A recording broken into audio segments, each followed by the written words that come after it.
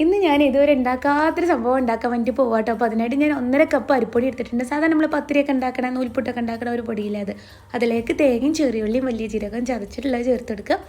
പിന്നെ ഉപ്പ് ഇട്ട് കൊടുക്കുക. പിന്നെ തിളച്ച ചൂടുവെള്ളം ഒഴിച്ചു കൊടുക്കുക. നമ്മൾ നൂൽപുട്ടിനൊക്കെ കുഴച്ച് കൊടുക്കില്ല അതുപോലെ.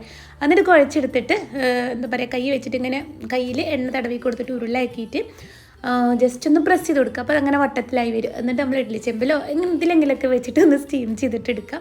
എന്നിട്ട് നമുക്ക് ചിക്കൻ്റെ ഒരു ഗ്രേവി ഉണ്ടാക്കിയെടുക്കണം. സാധാരണ നമ്മൾ ഉണ്ടാക്കുന്ന ചിക്കൻ കറിയൊക്കെ ഉണ്ടല്ലോ, അതുപോലെ ഉണ്ടാക്കിയെടുത്താൽ മതി. അപ്പം ഞാൻ ഈ ഒരു രീതിയിലാണ് ഉണ്ടാക്കിയിട്ട് എടുക്കുന്നത്.